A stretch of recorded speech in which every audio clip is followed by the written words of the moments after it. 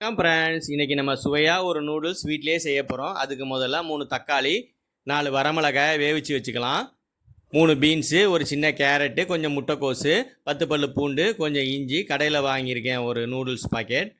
முதல்ல பெரிய வெங்காயத்தை சின்னதாக நறுக்கிக்கலாம் பொடியாக. அது மாதிரி எல்லா இன்க்ரீடியன்ஸையும் பொடியாக நறுக்கிக்கங்க. பார்த்தாலே உங்களுக்கு தெரியும். இந்த மாதிரி நைஸாக நறுக்கிக்கங்க.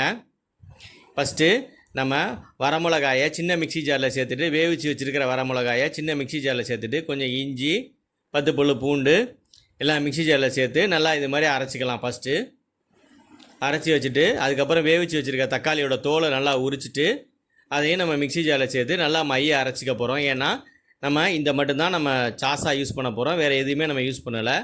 எல்லாமே ஹோம்மேடாக பண்ணுறோம். உங்களுக்கு பார்த்தாலே தெரியும்.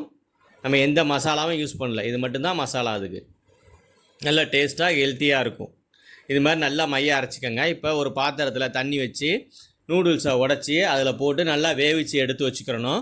உங்களுக்கு பார்த்தாலே தெரியும். நூடுல்ஸை பிச்சு பிச்சு போடுங்க. அப்படியே போட்டால் சரியாக வேகாது. இந்த மாதிரி நல்லா உடச்சி உள்ளே சேர்த்துக்கங்க. நல்லா ஃபுல்லாக முழுகிற அளவுக்கு தண்ணிக்குள்ளே நல்லா அமுக்கி வச்சுருங்க. அப்போ தான் நல்லா உள்ளக்குள்ளே போகும். இப்போ நான் எல்லாத்தையும் போட்டேன். அதுக்குள்ளே நம்ம இன்னொரு பாத்திரத்தில் கொஞ்சம் தாராளமாக எண்ணெய் விட்டு நம்ம நறுக்கி வச்சுருக்கிற இன்க்ரீடியன்ஸ் எல்லாம் வதக்கிக்கலாம். முதல்ல நம்ம பெரிய வெங்காயத்தை போட்டு சேர்த்துக்கிறோம். வெங்காயம் ஓரளவுக்கு நல்லா வதங்கினதுக்கப்புறம் பீன்ஸு, ஒரு 4 பீன்ஸை பொடியாக நறுக்கி வச்சுருக்கேன். அந்த 4 பீன்ஸு,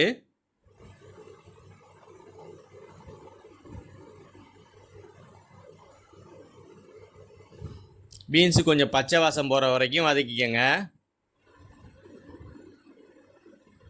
அதுக்கப்புறம் பொடியாக நறுக்கின கேரட்டு,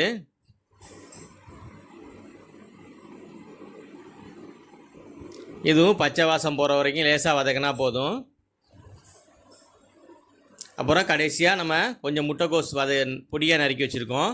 அதையும் அது கூட சேர்த்து வதக்கிக்கலாம்.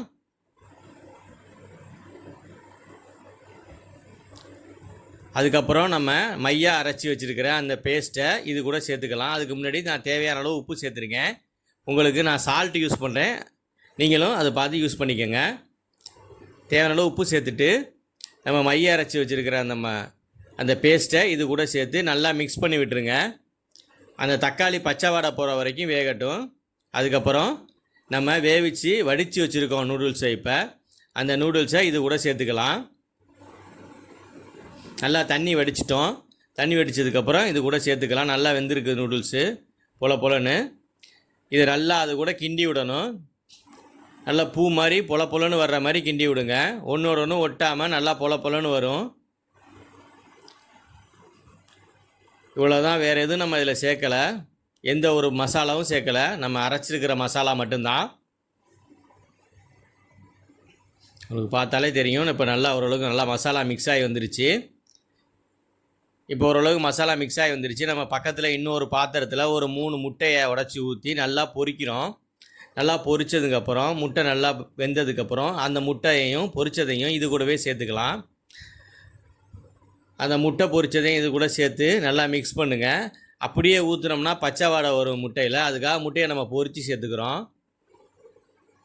ஏன்னா நம்ம பெரிய சட்டி பாத்திரத்தில் பண்ணாததுனால நமக்கு இது கரெக்டாக இருக்கும். இப்போ நூடுல்ஸ் ரெடி ஆயிடுச்சு. இப்போ இதை பசங்களுக்கு கொடுக்கலாம். நல்லா விரும்பி சாப்பிடுவாங்க.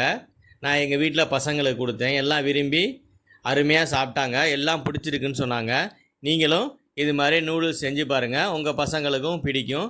நன்றி ஃப்ரெண்ட்ஸ். இது மாதிரி புது வீடியோவை நீங்கள் பார்க்கணுன்னா எங்கள் சேனலை சப்ஸ்கிரைப் பண்ணுங்கள். எங்களுக்கு கமெண்ட் பண்ணுங்கள், லைக் பண்ணுங்கள். நன்றி ஃப்ரெண்ட்ஸ். பசங்க சாப்பிட்டு பார்த்து ஒரே என்ஜாய் தான். எல்லாம் சூப்பராக இருக்குது அப்படின்றாங்க. நீங்களும் இது மாதிரி